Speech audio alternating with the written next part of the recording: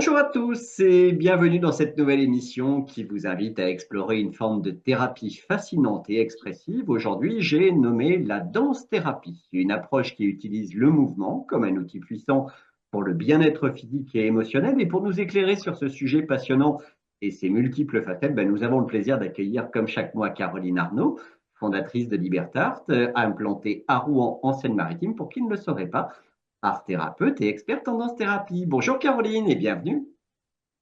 Bonjour Stéphane, bonjour à tous. Très heureuse d'être parmi vous. Merci. Pour commencer, Caroline, est-ce que vous pourriez nous donner une définition simple de ce qu'est la danse-thérapie? Alors oui, il faut d'abord que je fasse une précision. Euh, on parle de danse-thérapie, mais c'est un raccourci. Il s'agit plutôt de danse-mouvement-thérapie. C'est-à-dire que tout ce qui est mise en mouvement du corps peut être associé à la danse-thérapie. Alors, bien sûr, l'objectif n'est pas uniquement de danser, mais de faire en sorte que vous exprouviez des émotions, qu'on aille regarder ces émotions, comme tout ce qui est thérapie, et que on voit comment, peut-être d'où elles viennent ou pas, et en tout cas, comment on peut les transformer pour que votre vie soit plus heureuse, plus légère, plus, voilà. Alors, du coup, Caroline, quels sont les principaux objectifs ou bénéfices que l'on peut attendre d'une séance de danse-thérapie? Alors, vous l'avez compris, d'abord l'expression des émotions. D'accord? C'est vraiment le premier but recherché, mais c'est aussi renforcer la conscience du corps, de ses limites, de sa façon de bouger dans l'espace. On va en reparler, hein, mais qui est assez évocatrice de là où vous en êtes. Ça peut être aussi favoriser la confiance en soi, améliorer les capacités relationnelles, sociales, parce qu'il y a l'interaction à l'autre à partir du moment où on danse à plus d'un, libérer les tensions psychiques et corporelles, du coup, et stimuler la créativité, voir la capacité, notamment quand on est à plusieurs, à prendre le leadership, etc. À qui s'adresse cette forme de thérapie? Est-ce qu'il y a des populations spécifiques qui pourraient en tirer un profit particulier? Alors, elle s'adresse à tout le monde, simplement en fonction du public que l'on a en face de soi, on va adapter les exercices. Je vous donne un exemple. Si je suis sur un public assez âgé qui a du mal à se mouvoir, on va faire des choses sur chaise. Si j'ai un enfant hyperactif, ben, je vais sans doute faire des exercices un peu plus mouvementés pour qu'il se défoule ou pour qu'il défoule en tout cas les émotions qu'il a à défouler, sachant que mon objectif à moi, à un moment, ça va être quand même qu'il rentre dans un cadre. Donc, je vais aussi faire en sorte qu'il apprenne le cadre, Si je premier reviens point. sur le cadre d'une séance, comment ça se déroule concrètement, une séance de type de danse-thérapie? Est-ce qu'il y a des mouvements, des exercices qui sont généralement proposés? Alors, je le pense en fonction des publics, mais globalement, comment ça survient? Alors, avant de vous parler de la séance en elle-même, je vais vous parler de la première rencontre du cursus. Ce qu'on appelle l'anamnèse, mais qui est aussi une rencontre où en fait je vais vous observer, que ce soit assis, debout, et je vais essayer de comprendre comment vous vous tenez, enfin du coup assis, debout, comment vous vous déplacez, quelle est votre conscience de votre kinésphère. La kinésphère étant l'espace que l'on s'accorde enfin, au bout de ses membres, on va dire ça, et comment on évolue dans cet espace. Euh, euh, pour vous donner un exemple, là, il y a la semaine dernière, j'avais une patiente qui, avant de travailler, parce que ça s'est débloqué dans la séance, mais je pense n'utilisait pas plus d'un mètre carré autour d'elle alors qu'on était en danse libre. Voilà. Tout ça, ça s'observe. Je vais aussi regarder si vous avez plutôt le buste en avant ou en arrière, si les oreilles sont alignées sur les épaules, si la mâchoire est crispée, par exemple, qui va tendance à me parler de colère, si la respiration est pleine, profonde, ou juste au niveau là des omoplates, sachant que le corps, quand il a du mal à gérer quelque chose, va bloquer la respiration. C'est un instinct de survie en fait, mais ça veut dire qu'ailleurs, il est en train de vivre des choses qu'il n'arrive pas à assumer. Donc c'est un indicateur intéressant. après, il va y avoir dans le mouvement aussi, est-ce que le mouvement est saccadé ou fluide? Par exemple, on fait des mouvements éventuellement des yeux. Est-ce que si je vous demande de balayer de droite à gauche les yeux, à un moment vous décrochez ou pas? Voilà, c'est encore une autre possibilité. Voilà, et comment le corps donc occupe l'espace, l'investit ou pas. Justement, Voilà. quand vous évoquiez cet exemple de la personne dont vous aviez dit que elle n'utilisait qu'un mètre carré par rapport à sa kinésphère, hein, si je ne me trompe pas, c'est bien Oui, ça. tout à fait. Ça veut dire quoi concrètement? Ça veut dire qu'elle ne faisait que peu de mouvements ou qu'elle n'utilisait que peu d'espace concrètement? Les deux. En termes de mouvement, les mouvements étaient très près du corps et elle en faisait peu et du coup se déplaçait pas. Enfin, en l'occurrence, elles étaient deux à danser ensemble. Et avant que je donne cette indication de vous ne pouvez interagir l'une avec l'autre, en fait, elles s'évitaient. Voilà. Pourtant, c'était deux amies hein, qui sont censées se connaître. Parce qu'on en parlera tout à l'heure. Bien sûr que quand j'accueille un groupe pour une première fois, je vais faire en sorte que le groupe se connaisse avant d'introduire certains types d'exercices. On en reparlera, hein, mais comme par exemple la danse contact, que je n'introduis pas au début. Là, en l'occurrence, elles se connaissaient. Et malgré ça, j'avais quelqu'un qui ne sortait absolument pas de son mètre carré. Caroline, si je ne me trompe pas, je crois savoir que vous avez un exercice à nous proposer en la matière. Oui, tout à fait. Alors, pour peut-être une mise en bouche, je vous propose de vous mettre debout, de mettre les pieds à distance de hanche, de fermer les yeux et puis d'essayer d'intérioriser et de regarder comment votre corps est. Est-il en équilibre? Est-il symétrique? Les pieds sont-ils bien ancrés? Comment est votre respiration? Respirez-vous bien par le ventre? Les épaules sont-elles à la même hauteur? Sentez-vous qu'elles sont en avant, comme si vous deviez vous défendre, à l'arrière, comme si vous ne preniez pas part à la vie, ou au contraire alignées? La tête est-elle en avant, comme si là aussi il fallait foncer, ou au contraire en arrière? Et puis, une fois que vous avez bien ressenti cela, ce que je vous propose, c'est d'essayer de basculer le corps vers l'avant.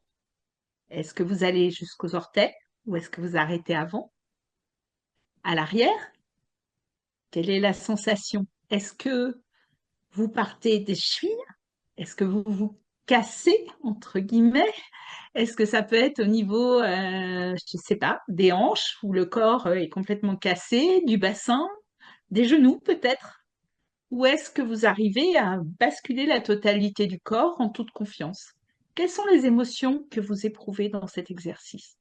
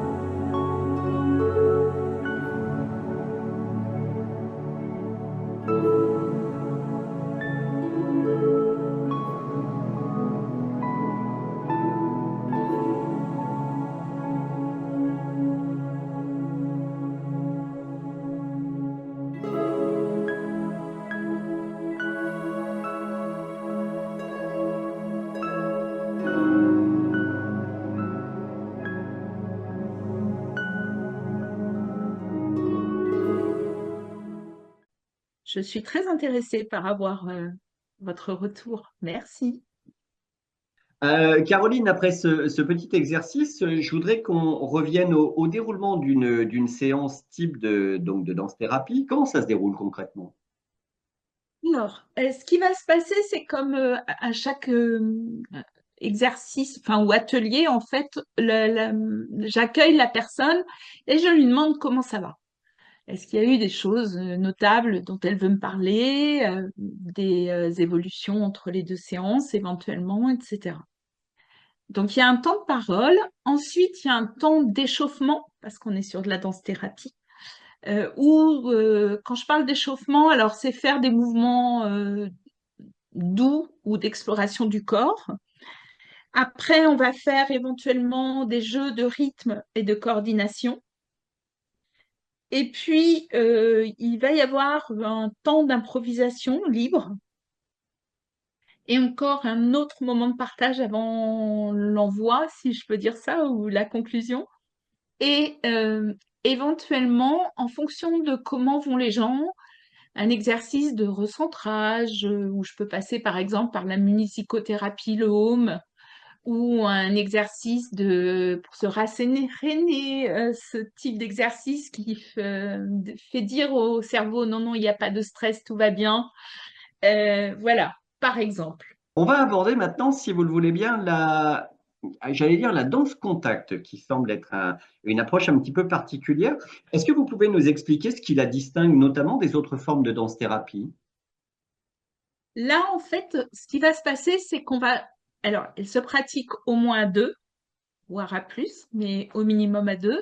Et l'objectif va être de susciter le contact, voire éventuellement de garder le contact pendant tout le temps des danses ou de la danse, mais aussi de travailler sur l'attraction, la répulsion, enfin des choses comme ça, pour voir ce que ça suscite en termes d'émotion et éventuellement ce que l'on pourrait réparer.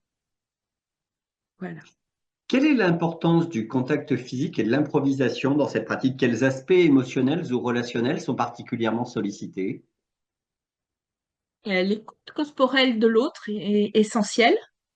Euh, Tout comme le contact, l'improvisation. Donc, je vous propose de passer enfin, de répondre à une autre question qui est la notion de sécurité. En fait, ce qui va se passer dans ces séances, c'est que la première chose à faire peut-être quand on est à deux, c'est de demander à l'autre quelle est la distance qui est acceptable pour lui. Est-ce qu'il peut accepter d'être touché? Est-ce que sa distance de sécurité, c'est, je ne sais pas, 50 centimètres, 10 mètres, enfin, etc. Et jusqu'où on peut rentrer? Oui, ça fait beaucoup. Jusqu'où, jusqu'où on peut rentrer? Comment on peut interagir avec lui ou avec 10 elle? mètres, ça fait une grande salle, Et Caroline. comment? 10 mètres, ça fait une grande salle, hein, quand même. À vous. Et puis l'interaction est effectivement très limitée, mais voilà. Ensuite, il va y avoir bien sûr le respect de l'autre, faire les choses mais en douceur, euh, susciter éventuellement des réactions, mais voir aussi être très à l'écoute de comment l'autre réagit et être à l'écoute de son langage non verbal. Comment se construit, alors un petit peu dans la continuité, la confiance et la communication non verbale précisément entre les partenaires en danse contact thérapeutique? Alors, la danse contact fait partie des disciplines que je ne propose pas au début. Alors, sauf si je suis avec des amis qui viennent en groupe et qui me disent oui, oui, on se connaît super bien, etc. Là, je leur demande si c'est OK. Si c'est OK, on y va. Autrement, c'est certes pas ce que je propose aux premières séances de travail. Je vais d'abord travailler sur la cohésion du groupe, sur le fait qu'ils apprennent à se connaître et en danse ou pas en danse d'ailleurs, hein, du coup, parce que ça peut être, par exemple, travailler sur des farandoles pour apprendre à se rencontrer. Voilà, en fait, et éventuellement à créer en commun. Donc ça peut être aussi leur faire faire une fresque, par exemple, commune, Là, du coup, je passe plutôt sur de l'art-thérapie à- avec des médiums plus comme la peinture, le dessin, etc. Mais quoi qu'il en soit, l'idée, c'est de pouvoir rapprocher les gens et peut-être leur apprendre à avoir un premier niveau de connaissance, on va dire ça, pour pouvoir aller sur de la danse contact. C'est pas forcément quelque chose que je propose au début, mais c'est une technique qui est très intéressante parce qu'elle permet justement de travailler l'écoute de l'autre, la sociabilisation à l'autre, si je peux dire ça comme ça, mais aussi l'improvisation, le partage de poids aussi. Parce que je vous parlais de cette notion de répulsion et contact. Pour vous donner un exemple, il peut y avoir que lorsqu'on appose les mains, même sans les apposer, hein, dès qu'on se rapproche, on sent énergétiquement qu'il y a quelqu'un qui se rapproche à nous. Est-ce que c'est agréable? Est-ce que ça ne l'est pas? Et inversement, quand la personne s'éloigne, il peut y avoir une notion d'abandon. Comment je vis cet éloignement? Est-ce que je le vis bien ou pas? Voilà, donc il y a tout ça et il y a après l'attraction effectivement à l'autre, comment je m'appuie dessus, est-ce que j'ose m'appuyer ou pas?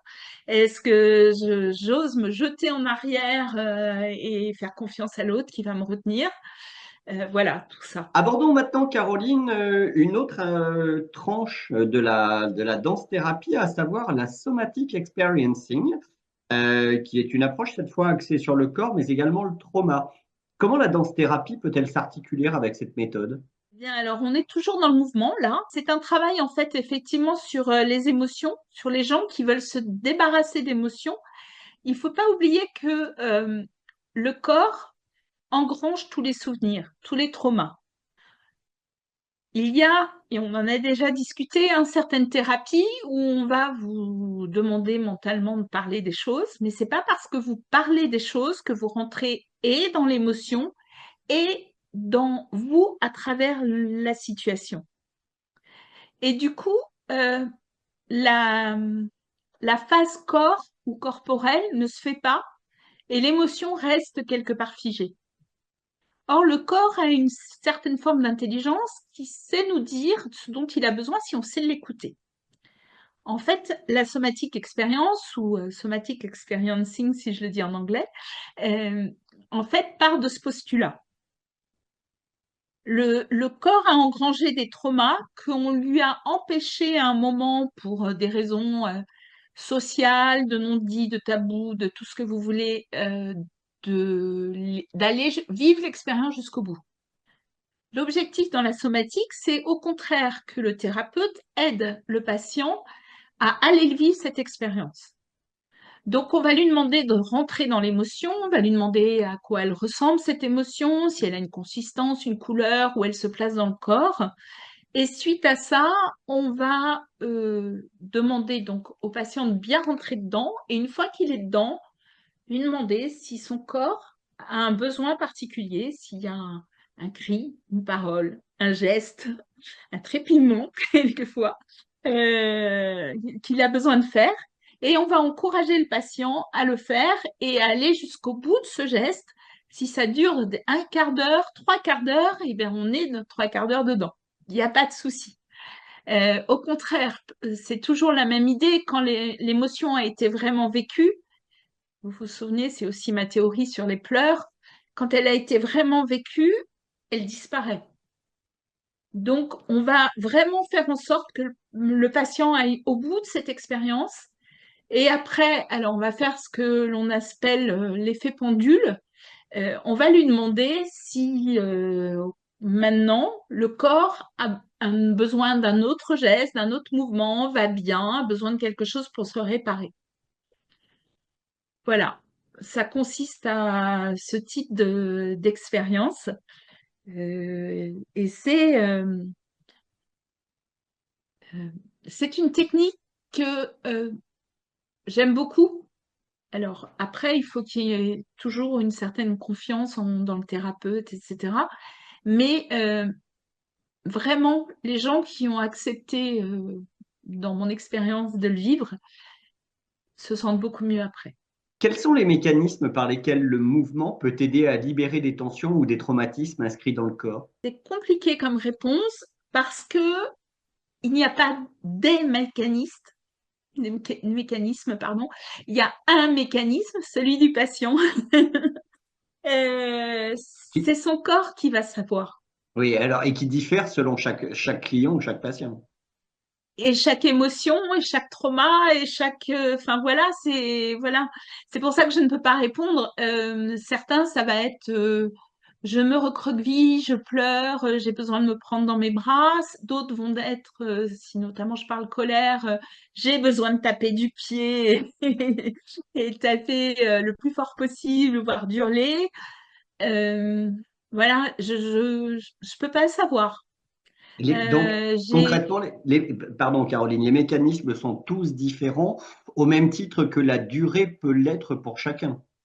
Bien sûr, tout à fait. J'ai eu aussi une personne qui était, par exemple, en souffrance dans son travail et ce dont elle avait besoin, et c'était assez novateur pour moi, c'était de s'adosser à moi, de trouver une forme de sécurité dans le fait que je sois là derrière et que je fasse un genre de tuteur, si je peux dire ça.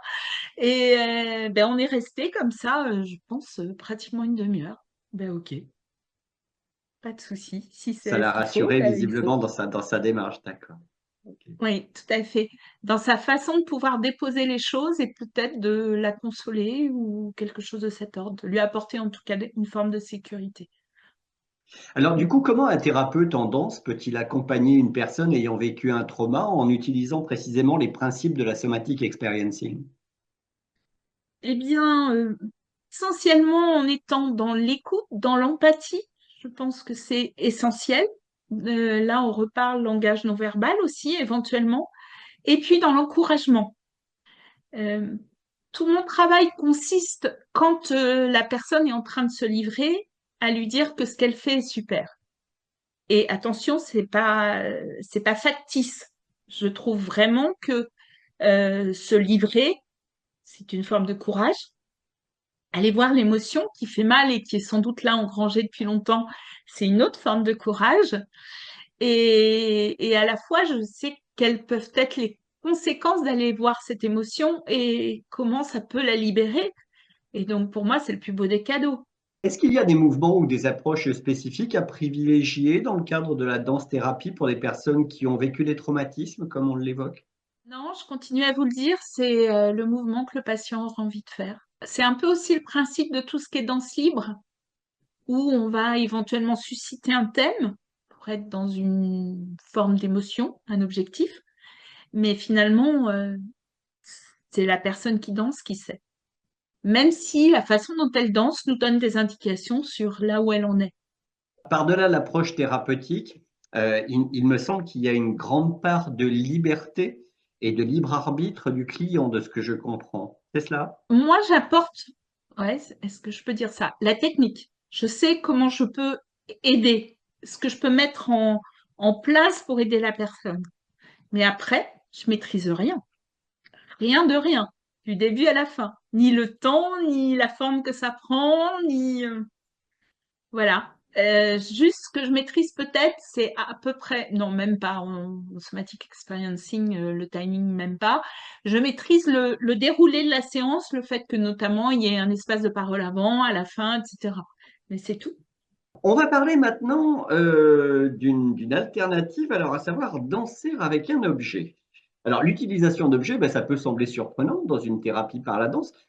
Quel est l'intérêt d'intégrer des objets dans les séances? L'objet, en fait, certes, est le lien entre vous et l'extérieur, mais c'est aussi une porte vers l'imaginaire, un, un outil de transformation du geste. D'accord? Et il va, parce qu'il est, on va dire, proposer des énergies différentes. Alors, pourquoi danser donc du coup avec un objet? Pour éveiller les sens et la conscience corporelle, pour libérer l'expression personnelle, le lâcher, le regard, etc. Pour sortir du mental aussi, parce que l'objet va vous emmener. L'objet peut être aussi très onirique, très poétique, suivant ce que c'est. On va en reparler parce que du coup, on va parler d'un exemple. Mais ça peut être aussi pour stimuler donc l'imaginaire, créer une médiation en danse-thérapie, notamment si vous êtes à deux. Si je prends, et on va en reparler, le foulard peut certes être vécu seul, mais peut être aussi le lien entre deux personnes. Ça peut être une forme de médiation. Ça peut être aussi une, position, une, une possibilité de rencontre. Euh, du coup, ça permet de favoriser ce lien à l'autre. Je voudrais évoquer deux points. Alors, le premier, quel type d'objets sont couramment utilisés? Parce que c'est quand même important de le savoir. Là, vous avez évoqué le foulard. Et puis, ça m'a fait penser à une autre question que j'évoque avec vous avant que je ne l'oublie. À savoir que dans les exemples que parfois vous avez cités, j'ai le sentiment que le client ou le patient peut être accompagné. C'est-à-dire qu'il n'est pas nécessaire qu'il soit systématiquement seul. C'est le cas où le patient ne peut pas être accompagné. En fait, il existe là aussi beaucoup de possibilités. Ça peut être une personne qui vient seule. En somatique expérience, par exemple, ça peut être peut-être le mieux parce que ça veut dire que tant que je m'occupe de cette personne, je suis pas complètement avec le reste du groupe. Donc ça, c'est plutôt pas mal. Mais autrement, ça peut être une histoire de couple, une histoire de parents-enfants, comment recréer le lien à travers la danse, à travers cette forme de communication. Ça peut être de grands groupes. Comment je vais oser aller vers l'autre et aller à leur rencontre, sachant que je le connais pas au départ, etc. Sur quelle base je vais décider que j'ai des affinités avec ou pas, et qu'est-ce que je vais oser lui livrer du coup ou pas de moi. Du coup, je reviens à ma question Oui. initiale, à savoir les objets utilisés. Lesquels sont couramment utilisés? Alors, je vous ai parlé du foulard. Je vais vous en reparler après, mais c'est vraiment un objet que je trouve intéressant. Il y a les rubans, les ballons, les plumes, dans le même style, dans le côté léger, onirique, etc. Après, on peut avoir des choses solides, des bâtons, des pierres, des instruments.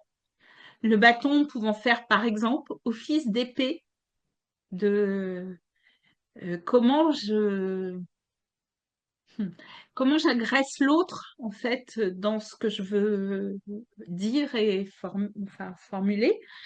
Après, il peut y avoir les médiums naturels, tout ce qui est feuilles, coquillages, bois flotté, qui peut être aussi un lien entre deux personnes, etc., voire un prolongement de soi. Et puis, il peut y avoir, alors là, on va arriver sur des choses qui ont tendance à ressembler un peu à du cabaret, mais des chaises, du tissu, des objets du quotidien, qui peuvent être très intéressants aussi à mettre en scène et à voir comment les personnes interagissent avec.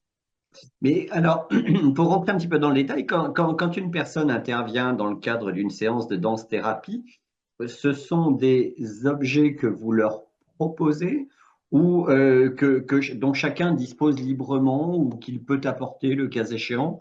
Est-ce que ça fait aussi l'objet d'une analyse dans le cadre du premier rendez-vous que vous appelez l'anamnèse? Il peut y avoir des soirées spéciales où effectivement on laisse libre cours à leur imagination, mais la plupart du temps, alors en tout cas tel que je le pratique, mon objectif c'est bien de voir, de pousser les gens dans leur retranchement dans des émotions. Partir de là, effectivement, j'ai un choix de médium. Voir, euh, par exemple, quand je parle de danse libre, je peux avoir euh, un texte que je lis avant, une poésie, une musique, une mise en condition, un développement de symboles, enfin une explication des symboles possibles, enfin, etc., qui peut certes mettre dans une certaine condition, mais me permettre d'approfondir un type d'émotion. Et là, du coup, ce qui est intéressant, c'est que tout le monde aille dans le même sens, enfin, peut-être pas dans l'émotion, mais en tout cas qu'on ait le même médium pour que dans les échanges, etc., ce soit constructif pour tout le monde. Alors, est-ce que vous pouvez nous donner des exemples concrets d'exercices ou d'exploration possibles avec des objets en danse-thérapie? Alors, on va reparler du foulard. Parce que le foulard, c'est doux, poétique, et puis ça peut permettre, suivant s'il est transparent ou pas, de jouer avec la transparence. Je me cache pas. Euh, je, je vais vers l'autre avec ce foulard, je vais pas vers l'autre. Je m'enroule dedans pour effectivement me cacher comme une momie et peut-être me sécuriser. Ou au contraire, je fais des mouvements très amples et très vers le haut. Enfin voilà, le foulard a l'intérêt de libérer le geste, mais aussi de stimuler l'imaginaire, de d'inviter et à la lenteur et à la fluidité, de favoriser la coordination, hein, bien sûr, corps et tête et voilà et œil et main, et puis de créer ou pas de la distance émotionnelle et d'exiger un espace pour pouvoir le tirer, utiliser toute sa longueur. Voilà, autant de choses qui peuvent être intéressantes à mesurer dans la façon d'utiliser le foulard et de pouvoir alterner la façon dont on l'utilise. Et du coup, en qualité de thérapeute, comment guidez-vous l'interaction du client avec l'objet pour atteindre des objectifs thérapeutiques spécifiques? En début d'exercice, en danse libre par exemple, je vais laisser les personnes évoluer comme elles veulent. Et puis, si à un moment je m'aperçois que, on parlait de kinésphère tout à l'heure, que la kinésphère est très étroite, que c'est dommage, quoi, que la personne pourrait peut-être expandre son espace et l'espace qu'elle prend dans l'espace. Euh, du coup, je vais l'inciter à faire des mouvements plus amples, voire à aller rencontrer l'autre et à, je sais pas, à créer avec si je parle de foulard, hein, à créer avec ce foulard un moyen de communiquer avec l'autre ou de communier avec l'autre. Voilà. Du coup, je vais donner des consignes éventuellement en milieu d'exercice pour que les choses évoluent et prennent une autre tournure, on va dire, ou qu'on teste d'autres émotions qui n'étaient pas prévues, je suppose, au début, en tout cas pour la personne. Alors, je voudrais qu'on aborde maintenant, si vous le voulez bien, Caroline, une autre forme de danse, alors que je vais qualifier de danse à deux ou plus. Alors attention, on n'est pas du tout en discothèque, on reste dans l'univers thérapeutique, hein, j'insiste bien. Est-ce que la dimension collective de la danse peut apporter des bénéfices spécifiques en thérapie?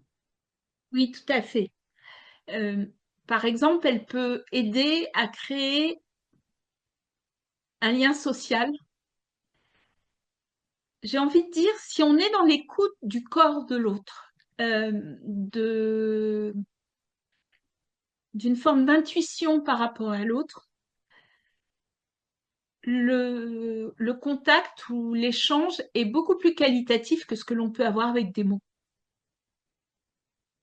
Et ça, c'est une dimension sacrée, enfin ouais, sacrée, non pas dans le sens spirituel du terme, mais peut-être dans le sens émerveillement de la vie. Du coup, ça aide aussi à développer ce que je disais tout à l'heure, l'écoute subtile, d'accord, de l'autre, à créer une relation sincère, parce que le corps ne ment pas. Autant les mots peuvent, le corps ne peut pas. Donc, sincère et non verbal, ce qui peut être intéressant, hein, du coup, parce qu'on a tous eu des gens qui, par exemple, vous disent oui en faisant ça, et bien sûr, ce qu'on retient, c'est non. Et voilà, donc quand je dis que le corps ne ment pas, c'est ça, c'est que lui, il va être vrai et il n'a pas, sauf si on est vraiment dans un contrôle très poussé et encore, sinon il n'a pas vocation en fait à dire. à donner des signaux qui ne sont pas ce qu'ils pensent, enfin ce qu'ils éprouvent. Euh, du coup, c'est aussi explorer la confiance en soi, en l'autre et dans le lâcher prise. Est-ce que je suis capable de me laisser guider? Est-ce que c'est pas possible? Est-ce que j'ai besoin de contrôler l'autre? Est-ce que je peux lâcher prise? Voilà. Et puis, et ça aussi, je trouve ça très intéressant, c'est le fait de co-créer une œuvre dans l'instant T, parce que sauf si je l'enregistre, sinon elle va s'évaporer aussi vite que vous passerez à un autre mouvement. Mais quoi qu'il en soit, une œuvre de rencontre, une œuvre d'échange. Comment Voilà. la dynamique de groupe se met-elle en place dans une séance de danse-thérapie à plusieurs? Est-ce qu'il y a des rôles qui peuvent émerger? J'essaie de me mettre en situation en me disant qu'il y a probablement parmi les personnes des gens plutôt introvertis, d'autres d'une grande timidité qui n'osent pas s'exprimer physiquement par la danse. Comment tout cela peut-il s'amalgamer facilement? Alors c'est vrai qu'il y a ça, euh, tant qu'il n'y a pas la confiance. À partir du moment où il y a une forme de confiance, certains introvertis peuvent se révéler au contraire très leaders, on va dire ça. Parce que je pense qu'il y a la notion de personnalité et de ce que on nous a permis de faire de cette personnalité. Et que la danse va, à un moment ou à un autre, quand le déclic se fait, révéler la personnalité réelle. Alors, bien sûr, je pourrais dire ça de n'importe quelle technique que j'utilise en art-thérapie, hein, mais la danse aussi. Et la danse avec quelque chose de l'ordre de l'impulsion de vie, en fait, va se manifester par, alors si je reviens sur mon histoire de chakra, le chakra 2, 3, peut-être un, mais en tout cas par le bas du corps, et certainement pas comme ça serait par exemple par le dessin, d'accord? Où là, ça va être plus par éventuellement les membres ou la façon de tenir son pinceau, etc. Mais une autre façon de faire, je pense que c'est plus brutal, plus vrai, plus porteur peut-être quand c'est en danse-thérapie. Quel type de problématiques relationnelles ou sociales peuvent donc être abordées à travers la danse, alors que ce soit de la danse à deux ou en groupe notamment? Alors, je vous parlais notamment de l'isolement, de la capacité à communiquer avec l'autre, à écouter l'autre, éventuellement aussi de la capacité, même si je finis ma phrase et j'explique après pourquoi je mets un bémol, mais la capacité à rentrer dans un cadre, mais à la fois, c'est comme tout ce que je fais en thérapie, le fait de ne pas pouvoir entrer dans le cadre, voire même ne pas entendre le cadre quand moi je vais donner une consigne, a une signification. Donc ça peut être super intéressant aussi. Mais quoi qu'il en soit, j'ai envie de dire, on vit dans une société et on est un peu obligés tous de rentrer dans une forme de cadre, même si c'est bien d'en sortir, on est d'accord. J'imagine qu'une séance collective génère une petite part d'indiscipline. De fait, comment le thérapeute peut gérer les interactions et les émotions qui peuvent émerger au sein du groupe?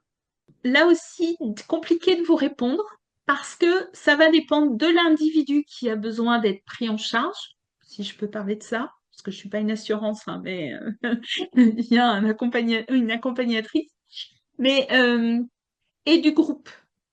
Je vous donne un exemple. J'ai eu quelqu'un qui, en danse contact, a paniqué. C'était insupportable. Euh, et cette personne avait le besoin de se mettre en position fétale allongée.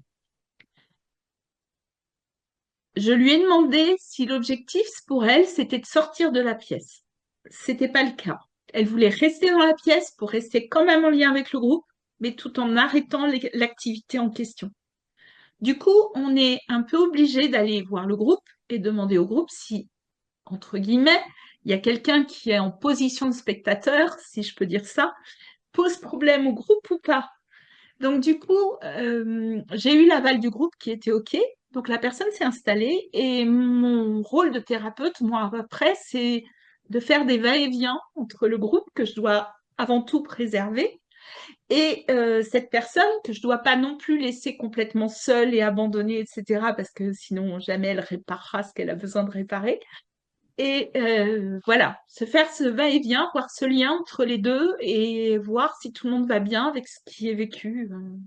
Cette personne a pu progressivement réintégrer le collectif ou oui, c'est le cas. Ça a été long, mais tout à fait. D'accord. Ouais. À Ok. son rythme, la position fétale lui ayant fait du bien. Je pense qu'il y a aussi la notion de musique, hein, parce qu'il ne faut pas oublier qu'en danse-thérapie, on est aussi dans la musique. Enfin, on écoute de la musique et que la musique apporte aussi une forme de joie et de possibilité de dépasser ses émotions. Mais quoi qu'il en soit, oui, oui, elle a pu. Bon, je pense aussi qu'il y a une histoire de volonté, hein, qu'il y a un moment, il y a est-ce que je reste exclue de tout ce qui se vit? Et c'est une bonne question de vie, hein, de vie quotidienne. Ou est-ce que je suis dans la vie et je rejoins les autres? Je pense que ce dilemme s'est posé, hein, pour la personne. Et quoi qu'il en soit, elle est revenue. Avec une conclusion heureuse, en effet. Alors, du coup, je me pose une question qui s'applique à toutes les danses que l'on vient d'évoquer. Comment survient le choix musical par rapport aux danses, s'il y a une musique qui s'impose, hein, ça se fait comment? C'est vous qui décidez? C'est un choix collectif? Ça se déroule comment? Essentiellement, c'est moi qui décide en fonction de ce que je veux en faire. Euh, je vais vous donner un autre exercice, enfin un autre exemple d'exercice. J'ai fait travailler les groupes sur la notion d'éventail. Ah, donc là encore un objet, voilà. Ce qui est intéressant dans l'éventail, à mon sens, c'est que il est utilisé ou interprété différemment suivant que vous soyez en Asie, en Espagne ou en Orient, ou au Maghreb, enfin dans les pays arabes. Du coup, j'avais fait une compilation de musiques différentes de ces quatre pôles, on va dire, géographiques. Et ce qui était intéressant, c'est de proposer aux gens, du coup, de danser en fonction de la musique. Donc effectivement, là, c'est moi qui ai choisi clairement la musique et c'est la plupart du temps, enfin, la musique est choisie en fonction de la visée thérapeutique. Maintenant, ça ne veut pas dire que sur un groupe récurrent, je ne peux pas écouter les suggestions des gens et éventuellement me poser des questions sur comment je peux utiliser telle ou telle Je musique. crois savoir, Caroline, que concernant la danse à deux ou plus, vous auriez un petit Oui. exercice à nous proposer, si je ne me trompe pas. Eh bien, par exemple, vous pouvez vous poser la question de comment, si un jour vous avez une peur, une colère envers quelqu'un, comment vous allez pouvoir aller ce stress lui dire bonjour sans parler. Est-ce que ce serait un exemple en le regardant dans les yeux, ou en la regardant dans les yeux, pour lui dire coucou, je suis là. Est-ce que ça peut être, effectivement, je vous fais des signes des mains, mais ça peut être ça aussi. Est-ce que ça peut être à l'oriental, plutôt j'abaisse le buste et je m'incline? Est-ce que ça peut être je te touche? Alors après, tout dépend de la promiscuité que vous avez avec les personnes, hein, mais je te touche, regarde-moi. Voilà. Comment, suite à ça, vous pourriez aller dire bonjour et peut-être exprimer votre déception? Parce que je crois qu'on n'en ait jamais discuté de ça, mais pour moi, il est essentiel que toute émotion soit dite, quelle qu'elle soit. Alors après, on est d'accord, hein, que c'est pas dans le, comment dire, dans la colère qu'on obtient des choses constructives. Quand cette colère, elle est, j'ai envie de tout détruire. On est d'accord, ça ne fonctionne pas.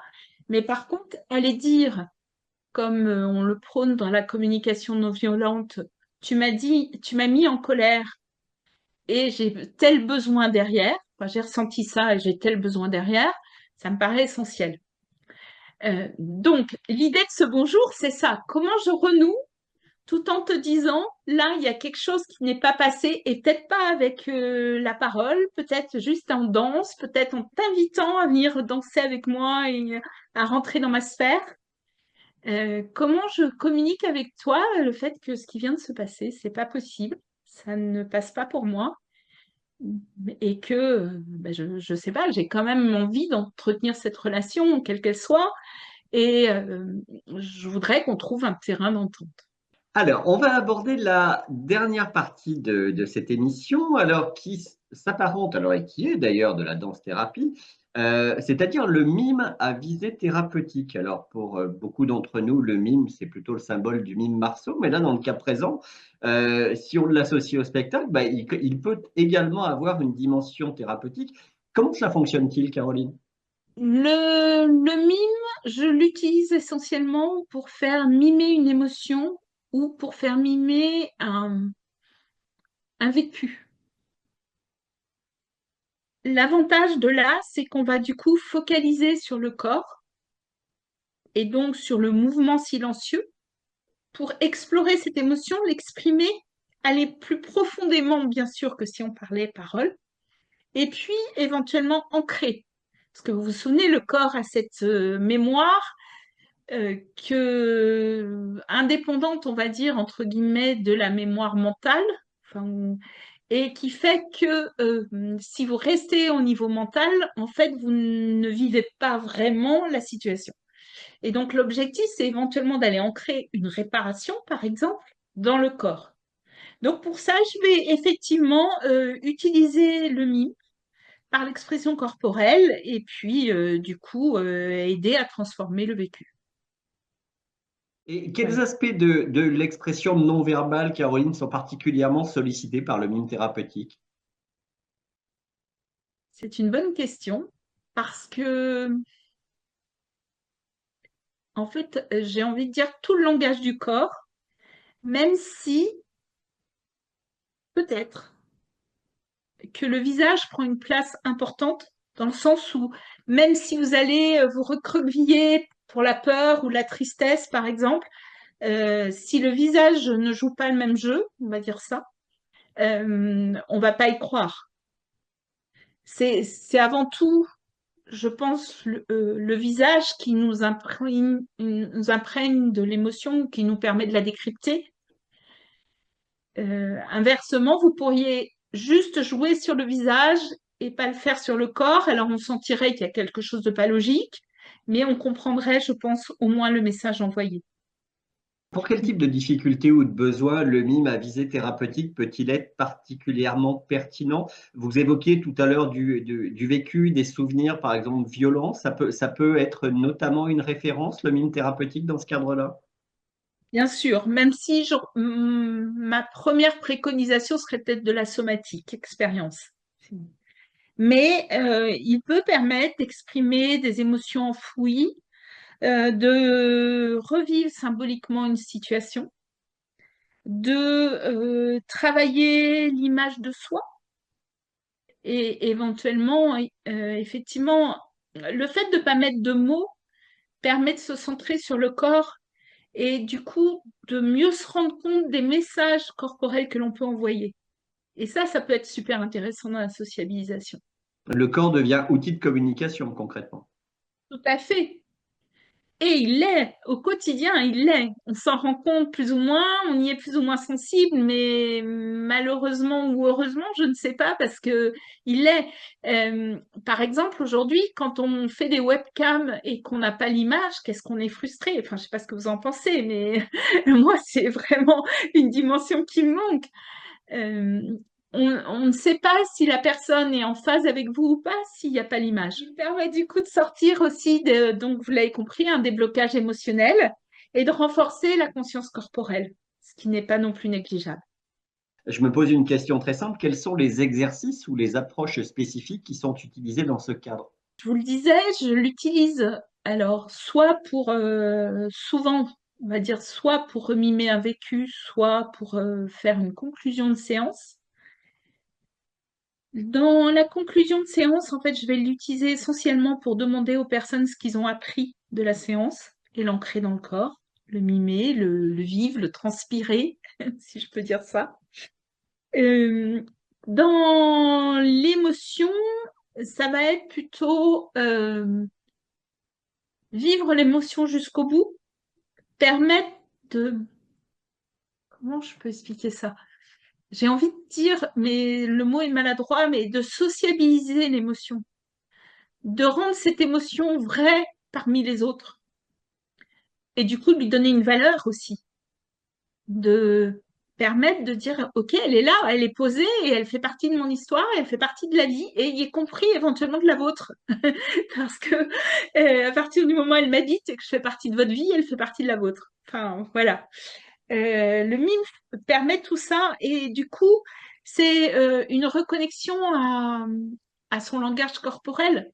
Et quand je dis langage, c'est pas non, seulement le langage non verbal, mais c'est bien ce qu'il y a au plus intime de nous, quoi. Enfin, voilà.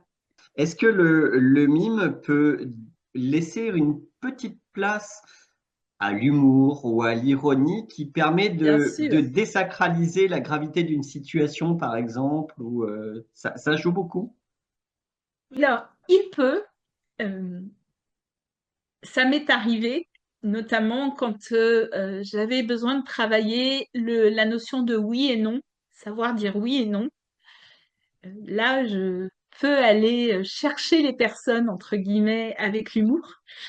Par contre, attention, que l'humour ne soit pas une forme de autodérision, où là, du coup, ça enlèverait toute véracité à l'émotion.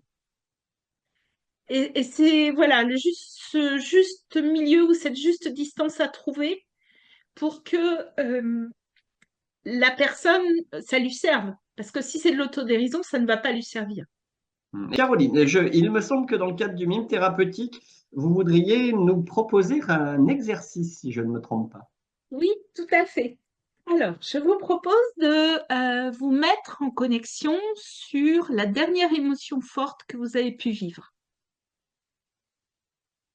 Cette émotion, je vous propose donc de la regarder, d'essayer de voir où elle pourrait prendre place dans le corps, quelle consistance elle pourrait avoir, quel volume elle pourrait avoir. Si je la reliais à un matériel ou un matériau, à quoi elle ressemblerait. Et puis, je vais vous proposer de faire de cette partie de ce corps où l'émotion est posée un mouvement qui partirait de cette partie et qui irait vers l'extérieur, vers l'autre, si autre il y a, ou vers l'espace à prendre dans la pièce où vous êtes et à regarder comment vous vous sentez avec cette expression. Est-ce que, si je prends un exemple, si c'est de la colère, est-ce que la colère a droit d'être dite ou est-ce qu'elle a toujours été taboue? Est-ce que vous vous accordez cette façon de le dire, de le vivre, de la vivre pleinement, vu que là, on est à travers le corps? Quelle forme elle prend pour vous? Quelle forme elle peut prendre dans l'espace? Est-ce que vous avez un mouvement qui vous pousserait à exprimer cette colère? Bref, rentrez dans l'émotion, et y compris dans le mouvement de l'émotion. Vous pouvez prendre tout le temps dont vous avez besoin pour ça. Allez-y, ne craignez rien. C'est une expérience parmi toutes les expériences et qui peut que vous permettre d'aller mieux. Là, vous pouvez couper la caméra si besoin, enfin, ou la vidéo. Vous pouvez reprendre la vidéo et là, ce que je voudrais que vous fassiez, c'est l'inverse de cette émotion ou l'émotion complémentaire, je sais pas comment dire. Si on était dans la tristesse, comment vous mimeriez la joie? Est-ce qu'on peut rester sur cette émotion de joie? Quelle place elle prend dans le corps? Comment vous vous exprimez, enfin, vous vous accordez aussi de l'exprimer? S'il y a plein de gens qui ne s'accordent pas non plus la joie, est-ce qu'elle est facile pour vous? Est-ce que c'est compliqué? Est-ce qu'elle doit être cachée? Ou est-ce qu'elle peut être à la vue de tout le monde? Est-ce que vous avez le droit d'éprouver de la joie? Ou est-ce que vous avez une culpabilité à éprouver de la joie? Voilà, autant de symboles. Et alors, ce que je vais vous proposer, et là, du coup, je vais, même si on va se dire au revoir après, mais je vais clôturer la vidéo. Ce que je vais vous proposer en fin d'exercice, c'est de vous prendre dans vos bras. Là, le cerveau se sent en sécurité. Accueillez cette sécurité.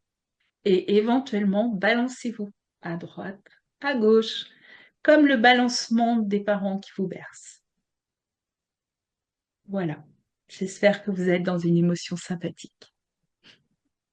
Merci Caroline pour cet exercice et puis surtout un grand merci pour cet éclairage passionnant sur les multiples facettes de la danse-thérapie. Un dernier mot pour celles et ceux qui seraient intéressés par cette approche?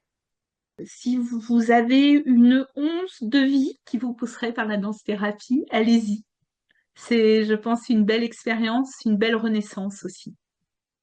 Euh, j'ai parlé tout à l'heure d'instinct de survie, mais je pense que c'est un beau moyen d'être en connexion avec lui et de pouvoir du coup créer une vie qui vous corresponde et la oser. Donc allez-y. Et je compléterai les propos de Caroline en disant, n'hésitez surtout pas à contacter Libertart et bien évidemment Caroline Arnaud, qu'il s'agisse de la danse-thérapie, mais également de la musicothérapie, de l'art-thérapie ou de l'olfactothérapie. Nous sommes bien d'accord, Caroline? Oui, oui, tout à fait. Vous êtes les bienvenus. Merci beaucoup, Caroline. On se retrouve le mois prochain pour une nouvelle émission. Le thème n'est pas encore déterminé, mais ce sera comme d'habitude avec grand plaisir pour pouvoir justement approfondir les vertus de la thérapie artistique, tout simplement. Merci, Caroline. Au revoir. Merci Stéphane et merci tout le monde. Portez-vous bien. À bientôt.